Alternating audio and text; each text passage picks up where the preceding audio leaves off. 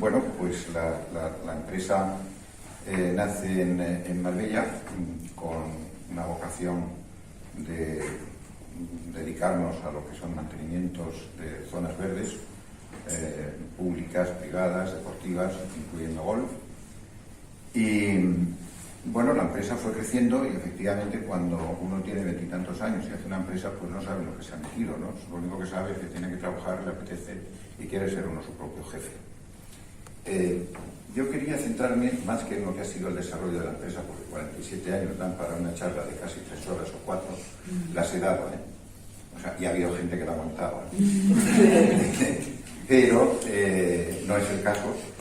Yo me querría centrar ahora en un momento de mi vida en el que pues ya tengo una edad en la que estoy dando un paso atrás en la empresa y bueno, pues estamos en esa fase de la transición familiar a otros, pues a mis hijos, ¿no?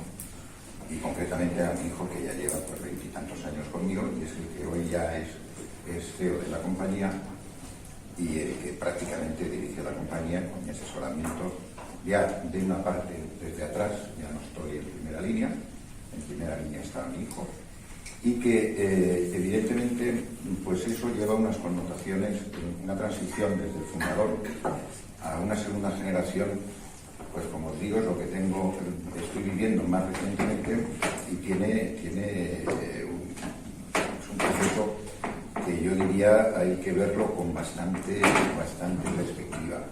Y no hay que verla en el momento en que quieres dar el paso, sino hay que empezar a verlo desde muchos años antes, vislumbrar que un día pues tú tienes que desaparecer y si tienes la suerte de tener un hijo o hijos que pueden sucederte, pues es estupendo.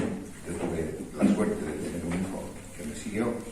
Y si no lo tienes, pues yo creo que es el momento de vender la empresa. Es decir, cuando llegas a los 60 y tantos años y no tienes a alguien que la maneje, pues oiga, la pongo en venta y el que me la compre, pues que siga este juego que yo he jugado durante tantos años, ¿no?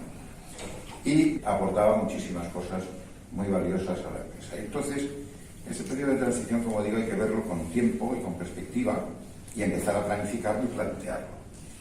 Y cuando llega el momento, tener la fuerza de voluntad de decir, bueno, pues ya he dado el paso atrás y ahora ya eres tú el que torea este toro y yo ver el toro desde la barrera. Hace unos años nos planteamos, tuvimos una inquietud en la empresa y era, bueno, pues había unos hijos que estaban dentro, otros no, algunos hijos ya casados con terceras personas que entran ya en escena y bueno, pues quisimos separar lo que eran, por un lado, los intereses familiares de los intereses de la empresa.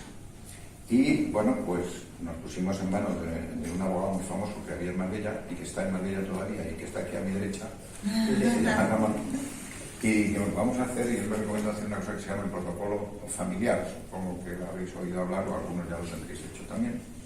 Y empezamos a trabajar en el protocolo familiar, que nos costó pues varias reuniones y casi 2 años y pico, 3 años para gestarlo y parirlo.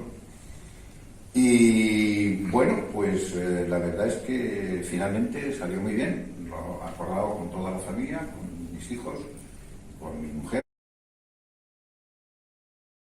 Tengo que decir que, entre otras cosas, nos centramos en los aspectos tributarios porque en un país tan moderno como el nuestro, sin embargo, ningún gobierno, ya sea de derecha ni de izquierda, se ha preocupado por legislar sobre la empresa familiar. De hecho, el concepto de empresa familiar que utilizamos es un concepto de empresa familiar que está en una ley del impuesto sobre el patrimonio de las personas físicas y ya está. Es decir, que toda la empresa familiar, todo lo que hablemos de empresa familiar es un precepto del 4.8 de la ley del impuesto sobre el patrimonio. Ya está. Y eso, lógicamente, llama muchísimo la atención en un país como el nuestro, que estamos acostumbrados a que todo esté en una norma jurídica y, por tanto, que se sepan las ventajas o inconvenientes de incumplir esa norma. No ha habido voluntad y, por tanto, siempre se habla de empresa familiar yo digo, desde el punto de vista tributario. Tampoco hay en el 4.8 no hay un concepto de empresa familiar, sino solamente que se declaran exentos determinados viene cuando el empresario personalmente desarrolla su actividad o cuando lo hace a través de una sociedad, pero ya está.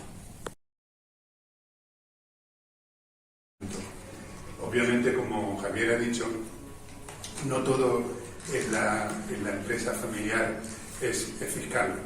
Más, yo creo que el fiscal es conclusiones sobre unas bases de estructura jurídica que muchas son mercantiles. Yo creo que la base fundamental es lo que acaba de decir Javier, es decir, la estructura societaria adecuada. Y es cierto lo que él dice, es decir, ves constantemente la estructura esa de Peine, montones de sociedades incontrolables, muchas, la carga burocrática de presentación de cuentas y tal, al final puede más esa carga que la buena gestión.